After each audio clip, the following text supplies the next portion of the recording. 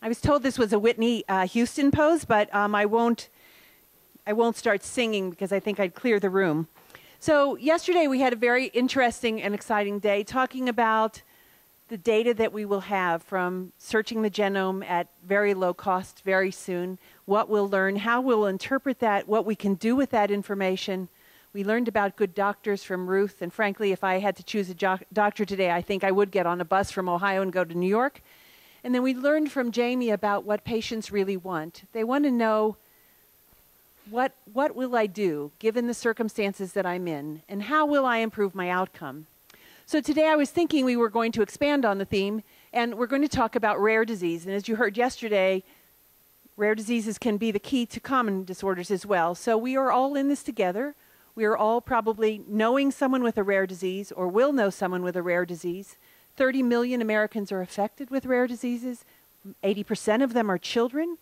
They are conditions which are often debilitating, take years and years and years to occur, and are really difficult to watch. So our first speaker is Rick Guidotti. He spent his early career photographing beautiful women, which isn't a bad career in and of itself. But he's switched his career, and now he's photographing people, human beings with rare conditions. And I think that that's really important to capture the beauty of rare disease, because sometimes when you're a primary caregiver, it's very difficult to see the beauty in that rare disease through your tears. So with that, I present to you Rick Guidotti. Well, there you go. Hi, everybody. Glad to be here. So, yeah, I am a fashion photographer based in New York City. I've lived in Europe, in Milan and Paris and London also for several years. My studio is at 20th and Park Avenue. And as soon as we get this up, I can show you some of the work that I used to do. As a fashion photographer, I was always told who was beautiful. I mean, I worked for like L'Oreal and Revlon and for Elle magazine and for Marie Claire and that's, of course, Claudia Schiffer. And this is from French Elle, back up, from the House of Yves Saint Laurent. I lived in Paris for a while and worked for the House of Yves Saint Laurent a lot. So we did lots of, just really worked with a lot of really great models. This is also from Saint Laurent. Yves Saint Laurent as well, Marie Claire, Elle, this is Harper's Bazaar Interview magazine, Marie Claire again. And one of the things I was always, I'm sorry, let's get through this, Revlon, of course, with Cindy Crawford. One of the things I was always told every day who was beautiful. I was always forced to work within the parameters of the beauty standard. I was told who the model of the moment was, who I had to photograph, and if I couldn't get that particular model, I had to find someone who looked just like her. And it kind of made me really crazy because I'm an artist. I'm a visual artist. I see beauty everywhere, not just what was on the cover of a magazine. So it was really quite frustrating. And one day I was leaving my photography studio, and right down on Park Avenue, waiting for a bus was a young woman with a genetic syndrome called albinism. She didn't have pigmentation in her hair, her skin, or her eyes, and she was gorgeous. And I just did this huge casting and saw every model in New York City and Paris for this job, and I never saw anybody that looked like this kid. And before I could grab her and say, "You're amazing, I have to take your photograph," the bus came and she got on and took off, and I'm really glad because she was 12 years old and I'd be in prison at the moment, so I'm kind of glad that the bus went. But I continued right on down to the Union Square, where there's a huge Barnes & Noble, and I started getting any books I could on this genetic condition, albinism. Started pulling books and encyclopedias, medical type books, and I started finding photographs that were really kind of sad, images of people sitting in hospital beds or looking ill and sad or sick, and then I saw a photograph of a bright red eye, and this kid had beautiful blue eyes. She didn't have red eyes. Then I saw images from Africa where people were pointing spears at a child with albinism surrounded by people with very dark skin. And I thought, this is kind of, where's this? This is getting really negative. And then I started finding all those other medical textbooks type photographs, which I'm sure you've all seen 1,000 times. I'm wondering if we might be able to turn the lights down a little bit off of this screen. Is that possible? Because I think it's kind of blare, but maybe not. But so these are the photographs that I was seeing so much of, and there were so many of them. Always a photograph of a kid in his underwear against a wall in a doctor's office with his eyes blotted out by a portable bar, and I thought, where is the image of this gorgeous kid I saw waiting for the bus? All this negative images lacking humanity. I thought there has to be something else, and I started looking into other elements of albinism, or this condition, albinism, and started finding circus freak photos. And then I started finding, of course, all the movie references from Powder to the The Matrix Reloaded, to Princess Bride, to the next villain, which is of course recently in the Da Vinci Code, where the evil albino was driving around Paris at night and shooting at people.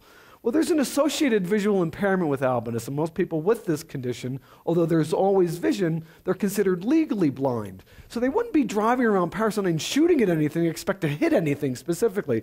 So I thought, this is crazy. All this negative imagery. So I contacted NOAA. NOAA is the National Organization for Albinism and Hypopigmentation. It's a family support group for kids living with this condition and their families. And I said, hey, listen, I'm a fashion photographer. Let's show the world the beauty of albinism. This is going to be amazing. We'll have so much. And they said, get lost. And I'm pretty persistent. I'm a New Yorker. I'm pretty persistent. I'm like, well, what do you mean? And they made it really clear to me early days of their fears of exploitation. That every time a magazine article came out featuring a person with albinism, it was always the story about a victim.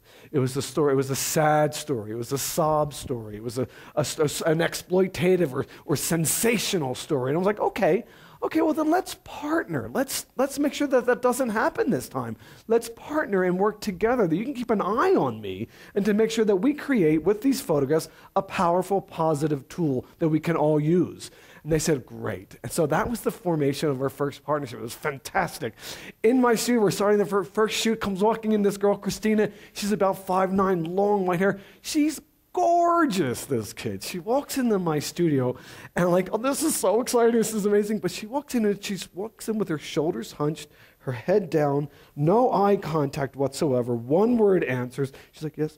This kid, I instantly was aware that she had been teased every single day in school, every single day of her life because of her difference. She was teased and abused every day, and the way that it resulted in her zero self-esteem.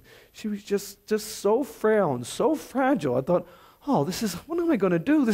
I said, well, no, out of respect for this kid, I'm going to photograph her like I would any supermodel. So the fan went on, the music went on, and I got her on the set, and I grabbed a mirror, and I'm like, Christina, look at yourself. You're magnificent. And she looked in the mirror, and all of a sudden, she got it. She saw what I saw. She saw this beautiful girl, and she went from this to that. And this is Christina. She's fabulous. She's amazing. And I realized instantly that this kid, born that day, was an ambassador for change. She's now empowered with a new positive sense of who she was. And from now on, she's going to walk into schools instead of like this, changing the way her community sees her difference. So those first images were in Life magazine. Life magazine ran an article, 5-page article. It was also on the cover called "Redefining Beauty," which is a really great spread. We added a lot of quotes. It was a lot of quotes and from a lot of the subjects that we worked with. These are some of the spreads that we used. We used also the same images for many other magazines, magazines all over the world. This is our Jen and Ruthie, sisters, and Kristen. But we put them in magazines in the UK, in Australia, in Asia, in France, in Italy. This is again Christina's image used in spirituality and health. We did actually an ad campaign for Miu Miu sunglasses of division of Prada, where we used our great friend Lauren, who has photophobia associated with albinism. So how perfect to do a sunglass campaign working with Lauren. People magazine also ran the photographs, so we got a lot of play, and we started getting calls from everywhere in the world saying, could you come to the UK? We have a lot of families here. It's a small group, but would you come and work with our families and photograph our kids with albinism here? And I was, of course. And then in New Zealand, I got a call saying, we have a lot of families in New Zealand, believe it or not, but we don't have an organized support group. Could you come and help us start one? Same thing in Australia, Malaysia. So I started still shooting commercially, but I would travel when I had some free time to these various communities and parts of the world to starting a little energy and getting a support group going. I was actually at a family conference, a small local conference in Philadelphia, and this mom walks up to me at this NOAA conference, and she said, my son Randy, when he was a little boy, he'd come home from school and he'd be in tears. And I could see the kids had been making fun of him all day. And I'd buy him an ice cream cone or a toy truck, and he'd be fine after that. She said, now he's in high school. He comes home from school. I could see the agony, the pain in his face. He comes home. He walks right past me, goes up to his room, shuts the door, and that's it. I don't see him after that. She said, I can't get near him. She said, he's painfully shy. He's not going to want to be photographed, Rick. But could you at least show him photographs of other kids his own age so that he knows he's not alone? I'm like, oh, of course, where is he? And she points over to Randy. Now, Randy's standing there, and he's surrounded by three girls, younger girls, and his pants are hanging down to here, his underwear is sticking out, he has this great big t-shirt on, he has like 3 earrings. I'm like, oh, Randy, you're amazing. So I crawl over to him, saying, Randy, I have to explain to you, I speak to parents every single day. They have a child that's newly diagnosed with this syndrome, this condition, albinism, and they're terrified about his future. All they have to do is take one look at you, and I know they're going to think this is going to be okay. Please, Ernie, I know you don't want to be photographed. Your mother said you were shy. He said, Rick, what do you mean? No, I want to be photographed. I said, well, your mother said. He said, Rick, I'm 16 years old. I don't talk to my mother. And then he organized, and he got me to, and then we photographed. And you can see how shy he is in the photograph. He said, not only do I want to be photographed, but I want to tell my story. He said, I have albinism. It's a large part of me, but there's a lot more to me than my albinism. I'm going to talk about how bad our band is. We're in a band and we stink, but we're getting better. And I want to talk about my girlfriend. And so Randy, early days, added a component to positive exposure that's so important to the fabric of our organization, which is networking images and networking experiencing, sharing stories cross-culturally about people living with a variety of genetic syndromes. So, of course, albinism, the incidence of albinism is 1 in 20,000 worldwide. It's a recessive, so both parents carry it, of course. And this is my great friend Gladys Mira. Gladys Mira is a Cuna Indian in the San Blas region of Panama, where it's the highest incidence in the world. It's 1 in 125.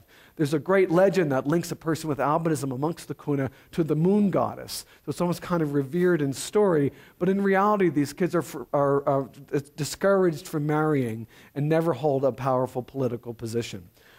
This is my friend Mary in Fiji. Spent a lot of time in Fiji. We went to Fiji because we found out that at the turn of the 19th century, a tribe could not hold their territory. Let's say it's somebody with albinism in a powerful political position. So a great story to go there to hear and relate and hear the stories and the culture in a community that completely embraces this difference. This is my great friend Joseph, also in Fiji, who really wanted to helped us add interviews. And he wanted to give advice. He was so persistent about giving advice to other kids with this condition, albinism, around the world. And I was like, well, what do you want to tell them? He said, I want them all to play football. And that was all he could possibly come up with at all. This is my friend Keke. Keke, I photographed Keke in New Zealand. Keke was from India, from New Delhi, but she was getting death threats as an 8-year-old. Her family was getting death threats because of her difference. So they moved to Auckland to protect their daughter, Keke. And that's where I photographed her. I have since actually gone back to India and have started a support group in Kerala, and then further up, and then went up to Mumbai, of a foundational support group for people with albinism, where we heard so many positive stories about people being embraced by their community with albinism. So one thing that we're making very, very clear is that we're not making generalizations about a community or a culture. This is my friend Suana, who's from Seoul, from Korea. Suana started the first albinism society in Korea, but when she went to school as studying to be a lawyer, she wasn't allowed to work in the food industry because people in her community believed that her albinism was contagious. My great friend, this is April. It's Brooke. Sorry, I got that right. She'll kill me. That's Brooke, and that's her mom, Sherry. She was adopted from China. She was put up for adoption because of her albinism. Albinism is exactly what they were, reason for her adoption. Harry from Puerto Rico. Harry, all he wants to do is surf. I mean, he's a surfer. He lives in Arecibo. It's this incredible surf area. All his friends are surfers. His mom says, if you go out surfing, you're going to get skin cancer and you're going to die. He's like, okay. So he surfs first thing in the morning and at dusk, and he's really, really, really famous on the surfing circuit. This is my friend Natalia from Moscow. We had an albinism support group. We just started one there in Russia, for Russia. In Malaysia, the same with Maizan, her sister and her mom. Kiara, her biggest passion in life and her dream was to be a dancer. It's all she ever wanted to do was dance. She was told by her parents, her dance teachers, her friends, her family, that you'll never be a dancer. You don't have the vision to follow the choreography. You don't have the vision because of her visual impairment associated with her albinism. She won't be able to follow the choreography, the dance up. She'll never dance in chorus. They said, you have to find another dream. She's like, oh, please. She's New Zealand's Celtic dance champion, and she just opened up a school in Auckland where it's a school for kids, it's a dance school for kids with visual impairments. Actually, it was 2 years ago that she started the school, but she's pretty amazing, really beautifully illustrating the idea of not being told what you can't do, but finding ways to make that happen. My friend Lauren from Australia, Lauren lives in Sydney with her sister, but her sister chooses to dye her hair, her eyelashes, and her eyebrows. So even in the same family network and support system, you get very different ideas about self-acceptance and beauty. We spend a lot of time in Africa. The highest mortality associated with albinism is due to skin cancer, and that's highest incidence of that skin cancer is in African countries. So we've been spending a lot of time there, working with communities, educating, trying to raise awareness about how to protect from the dangers of the African sun. This young mom, Noelle, walked 2 days to where we were in Bamako, working with a singer there, Salif Keita, with albinism, to get any information she could to save the life of her daughter. She knew that people in her in her village died, and they died miserably and with great open wounds from these skin cancers. So she actually has created, in collaboration with our support group for positive exposure that we created in Bamako in West Africa, it's a rapid response program, where if a village nurse or community member hears of a child that's born with albinism in a village, they'll send a mom or a person with albinism along with a healthcare provider to come and go and educate the family about what albinism is and how to protect those kids from the sun. And also, really, there's a terrible stigma that's associated with albinism throughout Africa, and we'll talk a little bit about that later. But it's a stigma associated with difference in this albinism, and it's the superstition and the discrimination that's based on that. This is my friend Siri, who when she was born in Mali, the father's family said she's cursed and doesn't belong with this family, so they put her out of the house with the mom. And the mom, not having any other resources, thought, well, I'll put Siri in the sun. That will make her dark like her brothers and sisters. And of course, that's what the sun damage has done because of that. So we're really working very closely to raise awareness in the healthcare communities there to kind of help us educate and raise awareness about how to protect these kids from the sun and what actually albinism is and the basic genetics behind that. I spent some time in Polokwane. It's a school for the blind in the northern province of South Africa. This is the Siloe school.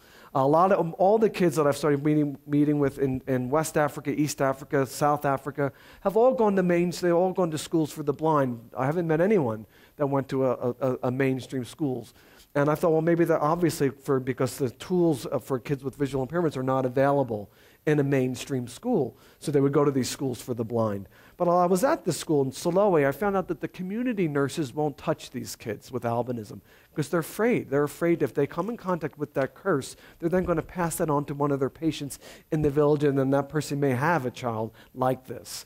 I'm thinking, this is crazy. These are community nurses. They work 24 hours a day, 7 days a week. They're selfless, yet they're not touching these kids. So I went back to London and got a grant from Sight Savers International that funded a trip back to South Africa to go to and do a presentation, kind of like what you're seeing here, through 35 different nursing schools, community nursing programs from Polokwane to Joburg, all the way down to Cape Town. But they gave us the money to do this, but they just said, this is cultural. This is too hard. You're not going to change anything. You can go and try, you can go and raise awareness, but it's not going to change the way people see these kids. Like, okay, so we're going to try. So we went, I was with a team of 2 doctors and myself, and we went to, the first one was at Siloe, the community nursing program there.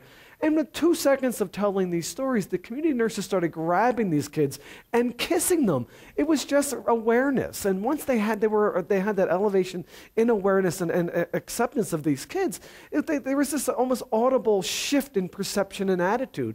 And then they became advocates for these kids. And so we realized at that point instantly that once you're enlightened with this newfound information, you stay enlightened. It never shifts back. And we found that to be true all the way down to Cape Town, throughout South Africa.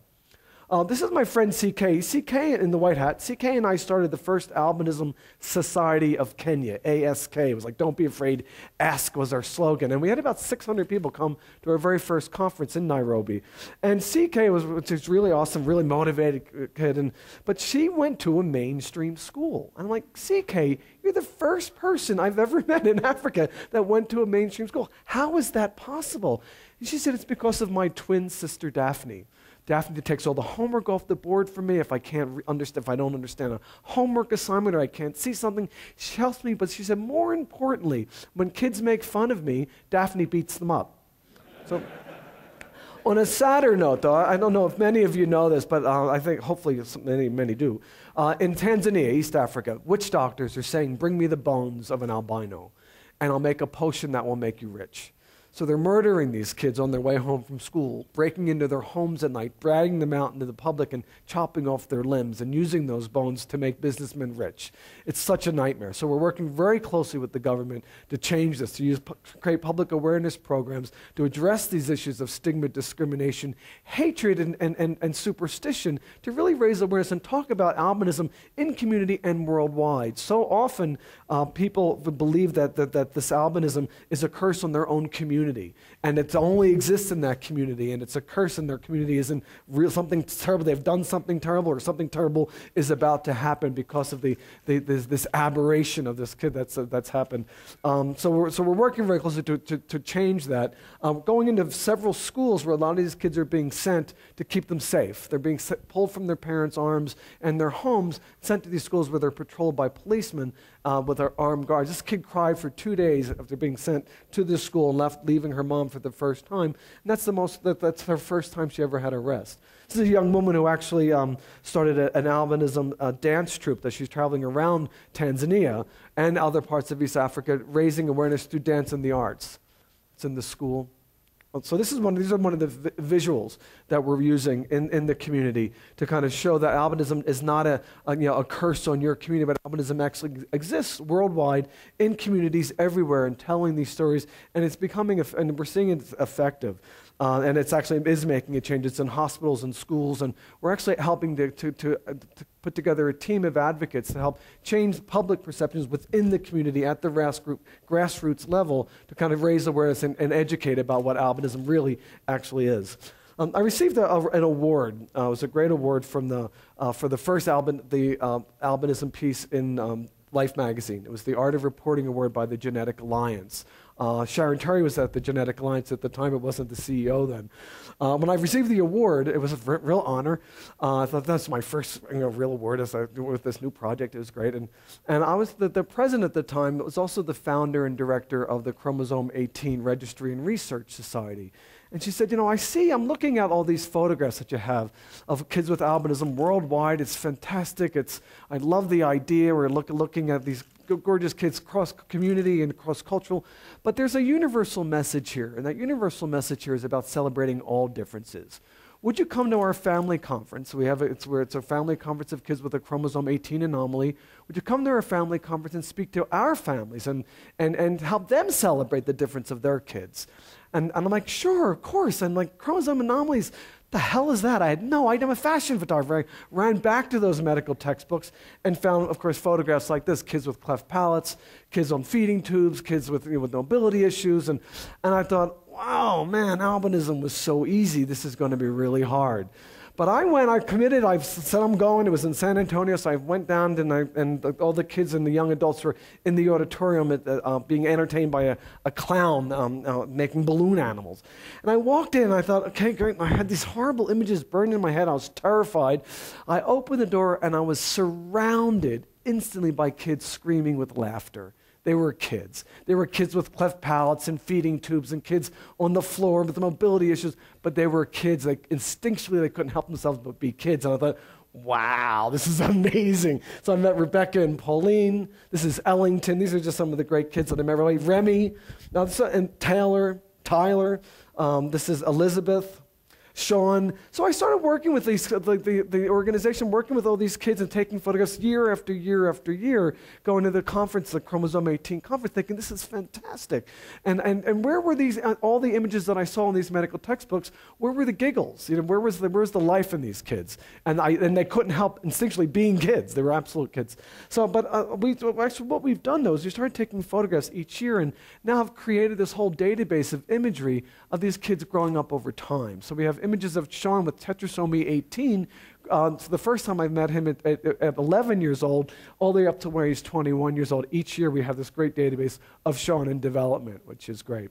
I was approached by the Genetic Alliance early on to help commemorate the People's Genome Celebration. It was in collaboration with the National Human Genome Research Institute, and they were going to do this big party showing the beauty of genetics, and we're mapping the human genome. And actually, Sharon Terry approached me and asked me if we would do, instead of doing all albinism, which was really great because it was all about showing the heterogeneity and this homogeneous diagnosis, would it be okay if we invited many other genetic support groups to participate in this exhibition? I thought fantastic, because there really is this universal message. So Sharon, you were actually the liaison, apparently, to go to all the genetic support groups and say, let's get involved with this. I'm like, fantastic, this is really so exciting. So these were the photographs, the first group of kids that we started working with, Marfan Foundation. And these kids have a connective tissue disorder, very, very long arms, at risk of an aortic dissection, but these kids are amazing. And I looked at the photographs, so I undid my homework. I understood what Marfan syndrome was, but I understood the importance of these photographs, to show how a condition presents itself, how to identify Marfan syndrome in your clinic. But I'm thinking, do people really ever look like that? I mean, does anybody ever walk in with the portable black bar over their eyes and kind of stand? I don't think so. I said, and also it's important to get information, but as an artist, isn't there something that we can do that can, or as artists, isn't there something we can do that could actually add even more information in that photograph? Let's show that Marfan syndrome in motion. Let's show Billy in a pool, showing how gorgeous and long his arms are, but showing who he is, adding mobility to that image, so that's an image that you remember. This is, again, Billy, so you can see his scoliosis, and there he is, and that's another way of showing it. Here's Costello syndrome. Actually, there's a group that I started working with, kids with Costello, Noonan, and cardiofasciocutaneous syndrome. So I've been going to these conferences. They're all they have their conferences together, so I've been going to them for several years now, working with all these kids, and it's been really amazing. Again, looking at all those, medical text photographs are pretty scary. But I'm at this first Costello conference, and I meet Maggie and Danielle. And Maggie and Danielle meet for the very first time at this conference. And there's electricity. They become instant friends. It's the first time they've ever met anybody with their same condition. And it was magnificent to witness that, to be part of that meeting. It was just so fantastic. And every year I go now to the Costello conference, and they're always together, and they're always at this conferences together. And they've changed over 10 years, but they said the biggest change though is that now they're gangsters. But this was at their last conference, but they're pretty amazing kids. And this is my great friend Wyatt with anophthalmia. He was born without eyes. This is part of an exhibition that we've just created in the Middle East. It's actually traveling. It's also traveling to various children's hospitals nationwide. My great friend PJ with Arthrogryposis Multiplex Congenita. And I can say Arthrogryposis Multiplex Congenita because I spent an afternoon, I know what it means, because I spent an afternoon at their conference and working with PJ on the floor, taking photographs, understanding what his challenges are because of AMC. And it's taking those images and lecturing now to med schools and genetic counseling programs and nursing programs worldwide to kind of introduce people to healthcare providers in training the beauty of understanding a condition and what it means by introducing them to these gorgeous, gorgeous kids. PJ with AMC. With finger painting, of course, if we can't finger paint, use your hands, we use our feet. My great friend Sarah with Mobius syndrome. She can't move, she can't smile. She doesn't have any control over her facial muscles. And she came to my studio to be photographed for positive exposure. She was so excited. But she's looking around, and we have the gallery set up in the studio, and she's looking around the photographs. She has her hand on her hip, and she's like, I'm looking at all these photographs, and everybody's smiling, and I can't smile. What are you going to want? I can't. And I'm like, don't worry about it. You have so much attitude. And she's like, she got it. So that's her with her attitude. That's our Sarah with that. I was also invited to speak at various hospitals and here was a medical school. And then from the medical school, we went from there to the clinic. And it was at Boston Children's Hospital where they have a clinic for kids with spinal muscular atrophy. And they asked me to photograph, present positive exposure to families, and then meet these gorgeous kids and take photographs. I'm like, absolutely, again, not knowing what spinal muscular atrophy is. I did my homework and I realized, it's progressive. These kids don't survive. This is going to be really rough. But I go and I did the lecture and I met the families and the kids were there and I'm taking photographs and as I'm shooting, I'm looking at the images and I'm shooting, I'm realizing that they're all out of focus and I realized why, that these little brats spent the whole time trying to run me over in their wheelchairs. So that's like, this is after running over both my left and my right foot. So how amazing then for me to witness that and then also to bring them back to their families to see like they're 8 years old and they have all kinds of challenges, but how amazing that they can't help themselves but being bratty 8-year-olds. So that's Randy. This is Ghanim. I just came back. We're shooting with a film company called Kartemquin Films. Is doing a documentary on positive exposure, my organization, and our movement celebrating the beauty of human diversity. And we've been traveling quite a bit. Kartemquin Films did Hoop Dreams several years ago, and most recently did In the Family. Our director-producer, Joanna Rudnick, did a film called In the Family on the BRCA gene, the BRCA gene, which puts her which she carries and puts her at a higher risk for ovarian and breast cancer. And it's a film of her own discovery and decision-making with her and her family having this gene. And so we've been shooting this film for the last about year and a half, and we actually went to Weill Cornell Medical School in Qatar to working with in Doha, working with the families there and the students there. And we were told in the community meeting, so we had a community meeting, we were told, don't bring your camera to this community meeting because genetics pretty much is taboo. And photography is taboo, and nobody wants to talk about either. And so if you bring your camera out, it may be difficult for us to actually form relationships with this community, create those bridges. And I'm like, oh, sure, of course. And so I went and did a very minimal presentation of what positive exposure was about to community members, to a community of probably about 300 people. And before we were even done, they were bringing their kids up to me saying, please photograph my beautiful Ghanim with Caudal regression syndrome or Isabel or this kid or that kid, just to change the way our community sees these beautiful kids. So our own idea, so that they were not going to be accepting or willing to participate in this program, they were so excited about being part of that because they really saw the need for change in community acceptance of their kids with differences. This is Ghanim with Caudal regression syndrome, who's an avid skateboarder. This is my great friend Nadia, who has acromesomelic dysplasia. She actually just finished medical school, and she's actually now going to be doing a residency in Dayton, Ohio. She's amazing. She's also part of the group. This is my great friend Kayla, who has myotonic dystrophy. Oh, sorry, I'm going to go back. Oh, here we go. This is Ashley. Ashley has Friedreich's ataxia, which is a rare form of muscular dystrophy.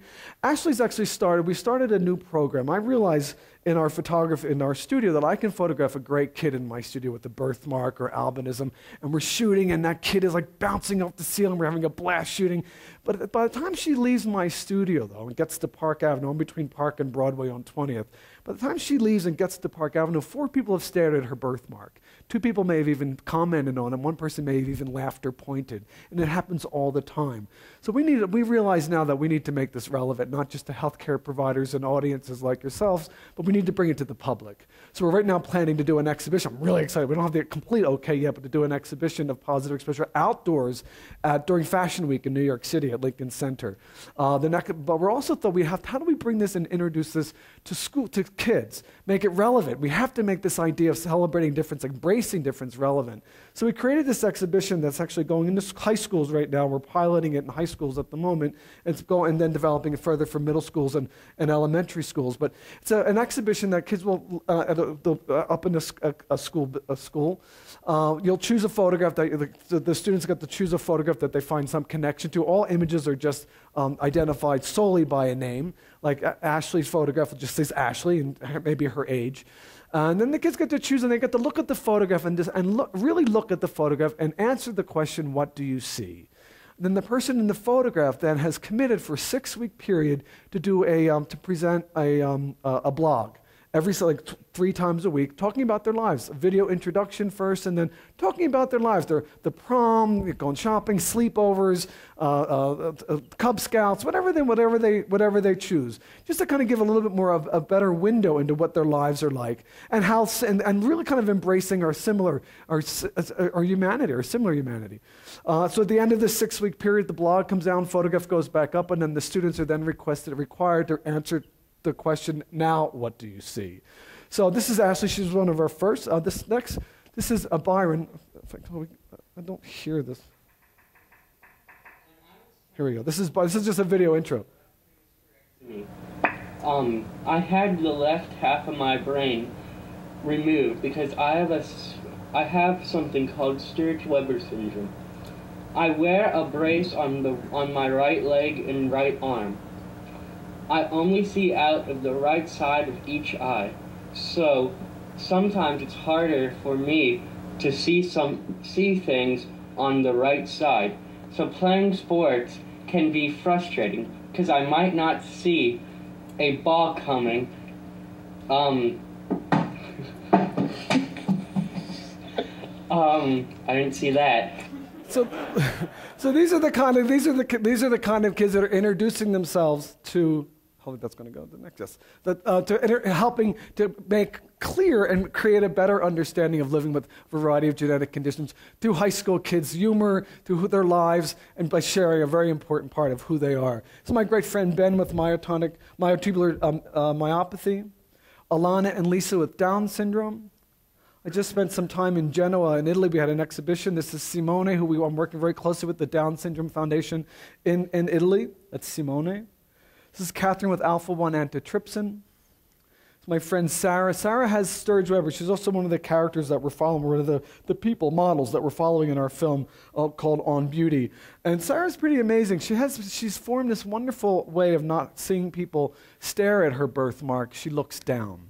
And that kind of just is not acceptable. And I believe, as an artist, it's my responsibility to make sure that we steady that gaze long enough so that she doesn't feel that she's being stared at. But I was always told as a kid, don't stare when you see someone that's different, look away. And I think we have to now develop, there's so much in the middle of that, we have to develop programs inside of that, and that either looking away or staring, that are acceptable, that present really benevolent ways of understanding, seeing beauty in difference, steadying that gaze long enough till you actually see what we see, what I see, that beauty in that gorgeous kid. This is Kaylin. Kaylin came to my studio, 14 years old, to be photographed for the People's Genome Celebration in 2000. And she's gorgeous. 14, she had a little crop top on. She had a clip-on navel ring. She was fantastic. We're shooting. She's jumping all over the studio. We're having a blast. At the end of the shoot, her mom calls me. She said, Kaylin never talks to me about school. Because she knows that if I hear that kids are teasing her, I'm going to come in swinging a baseball bat, screaming and yelling the next day. So to protect herself, she says nothing. But on her way home from your studio, she said, Mom, kids tell me every single day that I'm ugly, that I'm a freak and I'm a monster, and I believe them until today. And then she mobilized. She got me to go to her school and present positive exposure to 400 students, where she was on stage with me in her little Madonna-esque headphones, running around on stage screaming, what is normal? So she created an equation for positive exposure, which is, hopefully it's not going to pop up, but the equation is self-acceptance equals self-esteem equals self-advocacy. This is a young woman who really was empowered by a positive sense of who she was, saw herself differently, and then moved on and became a teacher. I'm actually going to go to the film now. I went to, it's just here, this is going to be a little, hopefully this won't be too, oh, you're so good. Just hit that, before we do that, hang on one second.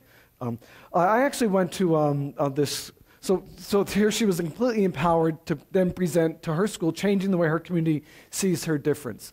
I went to the Spinal School for the Blind in Johannesburg a few years ago and met these great kids at the School for the Blind, some kids with albinism, other kids that are blind and various other things, issues going on. And I presented positive exposure and said, well, I'm a fashion photographer. This is how I address issues of difference, how I celebrate difference. What can you do?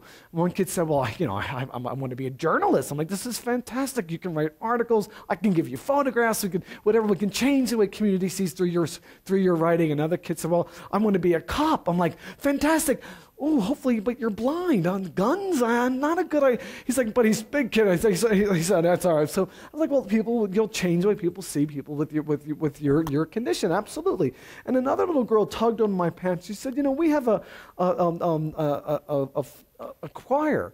We write our own music and we just love it. I'm like, well, are you any good? And she's like, well, yeah, we think so. We do it all ourselves. I'm like, well, do you compete? Because choirs in South Africa is the way to become, Lady Gaga. It's huge. It's the way to become really major famous. It's because they're so important. Like, well, are you competing in schools? And she's like, oh no, we're not allowed to. We're disabled. I'm like, I hated to hear that, but I said, well, let's hear you. And they presented, and they were fantastic. And I just videotaped them very quickly. We sat down, threw a rough little presentation together, and the principal and I started addressing envelopes and sending these video DVDs off to schools, entering them in little mini or small competitions, school choir competitions.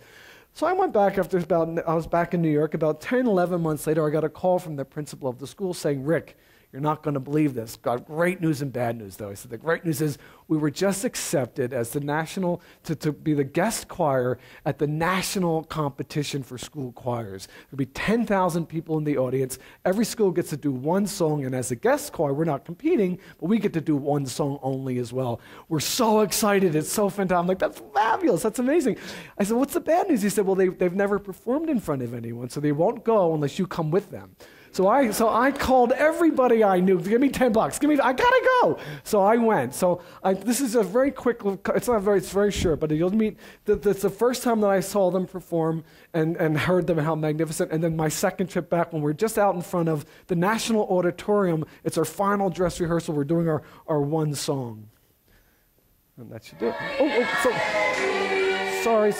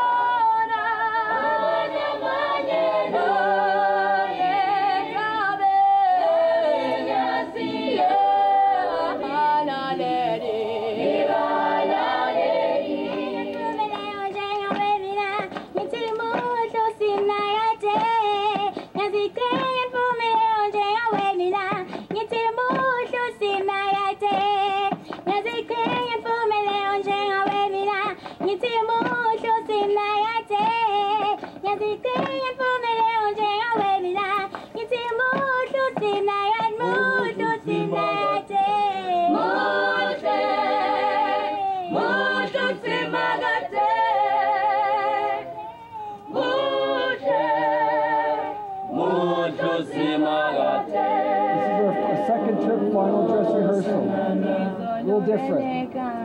Terrified.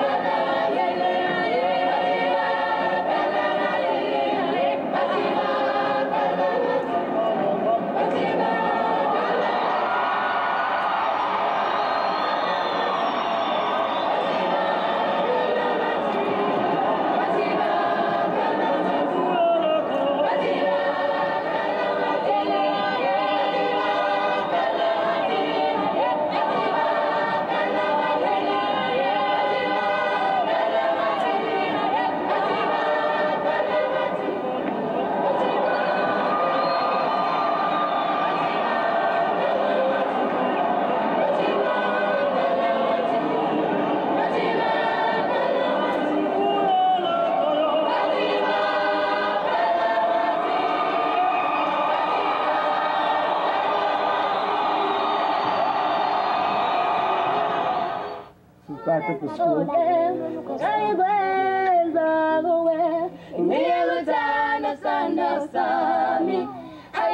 changing away. Was the one you call and love again. My ways away.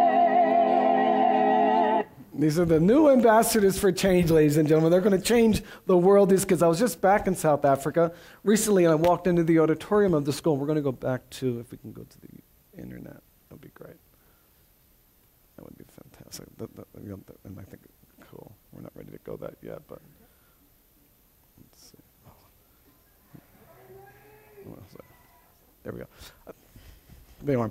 But I went back to the school, and I walked into the auditorium just to see these kids, and there was a 12-foot trophy in the lobby of the building. They actually competed and won the national competition, which is pretty amazing. So these are kids that were walking to schools that they would normally have bottles thrown at them and be cursed at and have bottles. Now they're walking into the same schools, the same communities, and they're getting standing ovations. Really showing about how if we empower our kids and their talent, and they become, and again, following that equation, which is self-acceptance equals self-esteem equals self-advocacy. These are the major ambassadors for change. I know we don't have a whole bunch more time, but this is a 2-minute trailer. I just want to give you a quick 2-minute trailer to the film that we're making right now with Kartemkin Films, if we can just kind of hit that. And then we'll be it's only about 2 minutes. The film comes out in January 2012. People stare. Are we really so different and not like you that you have to stare? For me, I want to become a doctor, so I need to be able to get into residency. That's my biggest challenge right now, to get into residency. All I need is a stool. People might think, oh, my challenge is short stature, but honestly, maybe that's your challenge, but not mine. Rick got a big check for a photograph. All fashion professions are diabolic. They're not a breeding ground for people with hearts or souls. I'm looking at the camera and I'm thinking, I don't even have to be here. This is not what I want to be doing. I had never thought of the power of a photograph as in the impact it would have in someone's life. We are not ghost-like, we are just human beings. But I can assure you that no one has ever walked into a doctor's office looking like this. Looking like you're carrying a portable black bar. Train those physicians to see beyond the disease. Nothing standard will ever be beautiful. Almost boring and uninteresting. I've given up on the idea of a fashion magazine running photographs of Rick's, and I hope I'm wrong. Nobody jumped on board. People were still looking at this as an art form. You didn't understand that this was a human movement. We're gonna die when you do it. It was the first time I had somebody tell me how beautiful he was. He took pictures of him the way I saw him. Not the way everybody else saw him, but the way I saw him. Often when I'm photographing someone with a difference, somebody will come and see the photographs and say, you're really capturing their inner beauty. And I'm like, fuck inner beauty. These kids are gorgeous. And yo, whatever comes up, comes out. We don't put our hands on. So this is our film, On Beauty. It comes out soon to be a major motion picture to you. Thank you so much for your time. I really appreciate it. Check out the website. Enjoy your conference. Thank you, Larry. Thanks, Carissa. Thank you. Always. Oh, no, I actually make a point to make sure that we go and visit them in their homes, in their communities, in their schools. A lot of these photographs that you saw were also taken at their family conferences. They'll come to the studio as well, but it's kind of like a whole process. So we kind of, depending on what is necessary or needed for that particular individual, we'll then make we'll adapt to that. But it's really very important and priority to make sure that we are involved in their communities and seeing how they live, who they are, and have them give them opportunities to define themselves and be who they are. So it's great. Yes? I was in Washington, D.C. yesterday, and I was talking to some advisors to the Army Surgeon General, and they were lamenting these young men that come back with limbs missing from the wars that we're waging at the moment. And they were really saying that the trouble is we incentivize victimhood. And because these young men are paid to remain victims, and they lose their benefits if they get better. And they really looked at it, and they weren't trying to save the army money. They were really looking at a way of actually enabling these people to live fuller lives than the incentives. And what they said they were desperate for was a way of celebrating and incentivizing enablement. And I watched what you have done, and I think that's exactly what you've done. You're celebrating enablement. In fact, you're creating enablement in many of these cases. And I thought this is probably generalizable to even beyond where you've started. So thank you. Again, like Sharon Terry said, there is definitely a universal applicability to the message of challenging stigma and celebrating human diversity. So, thank you. Yes? Well, this is a wonderful, wonderful mission. I wanted to comment when you showed the young woman who wants to be a doctor, probably achondroplastic. Yes. There was a resident at Boston Children's Hospital when I was a student a few years ago who had exactly the same condition. Okay. And was very outgoing. The kids all loved him.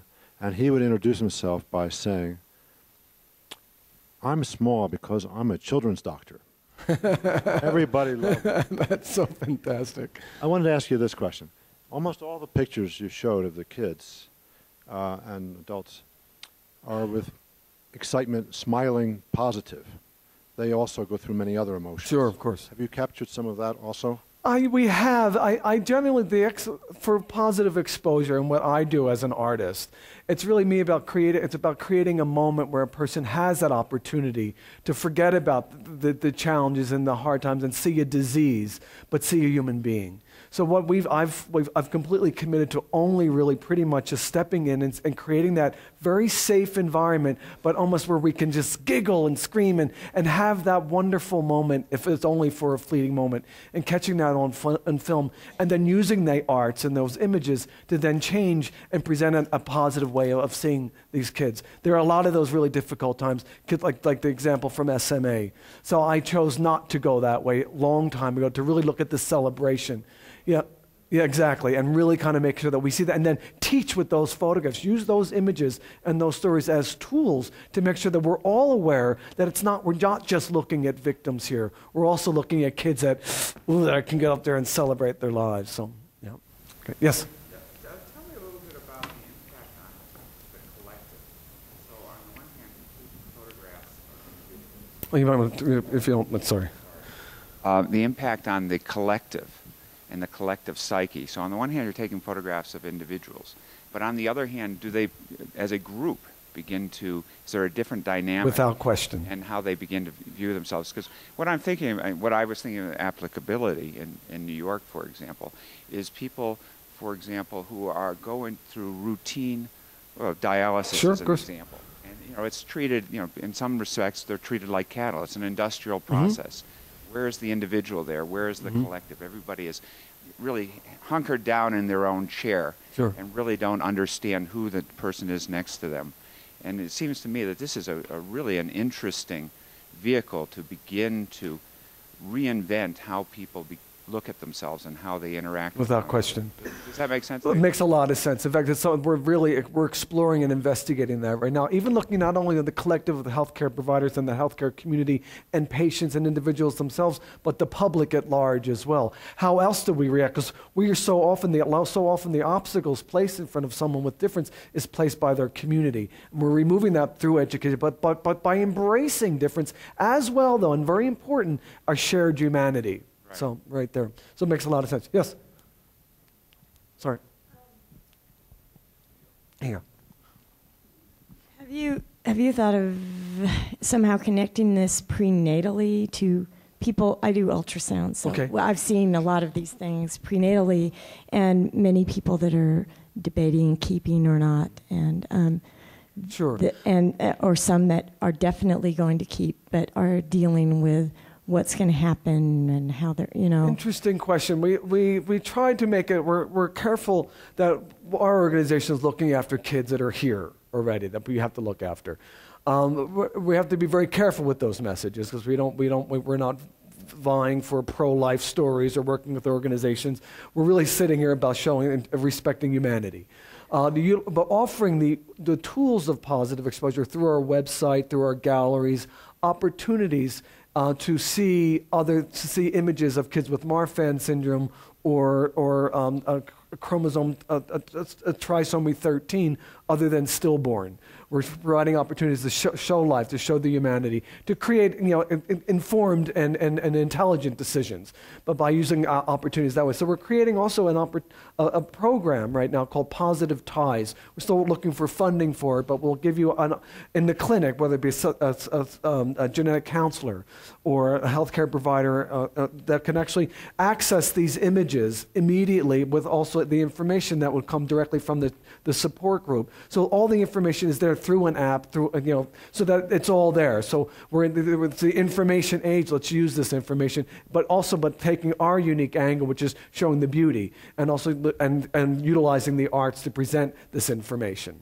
So it's not just the dry material. So yes, I understand that, and the images are available, and we're developing many programs. But where we're coming from is not so much is really looking at the psychosocial elements and aspects of living with of various conditions, but also looking at the beauty in all human diversity. So we can't take too much on it. That's the thing. Yes. Rick? Yeah, sorry. I had spent 12 years doing Special Olympics, and I have to tell you, what you're showing are faces that so few people ever saw. Oh. And to this day, this was a while ago now, back in Jersey days, and some of the greatest faces and emotions I ever saw was when a kid was able to throw a ball. Oh, yes, that'd be when we worked to teach them how, and then they accomplished that. And it was usually just the parents that saw that. Yeah. And so I guess really I don't have a question. I just want to say thank you. Oh, thank you. Thank you very much. It's good. So often people will always say to me, "Oh, well, you really are. It's amazing that you're able to do this, and these photographs are so beautiful." I'm like, I dare you to take a bad photograph. These kids are they're amazing just to create those opportunities. I want to thank you so much for all your time. I think we're finished. Thank you, guys. Enjoy your conference, Larry. Thank you, Krista. Thank you. Thanks.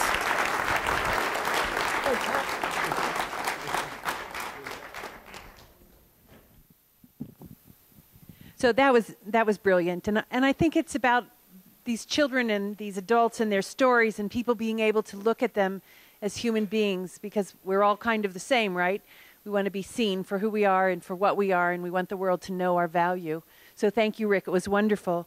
Our next speaker is David Hausman, and David is going to talk about DNA and its expansion and how that affects people's lives. I'm reminded of a line out of Tolstoy, and Anna Karenina, who I have said misspelled and missaid forever, about happy families are all alike and unhappy families are each unhappy in their own way. And I think when we see these DNA expansions, we see these unhappy families, and we'd like to see how that affects people and how we can see their humanness as well. David?